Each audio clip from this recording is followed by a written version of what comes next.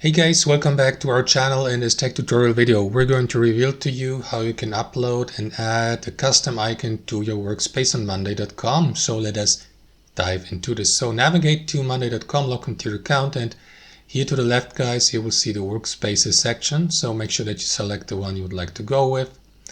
And what you want to do next is click into it, access it. And what you want to do next here in your workspace overview is, for example, rename it here or change its icon by clicking into the current icon, into that pencil icon here. And at the bottom, you will see that option, upload your own. So let me go with that option. After that, locate it on your device. So let us go with the channel icon. And after that, you can crop it, resize it, just like that. Click into crop and save here.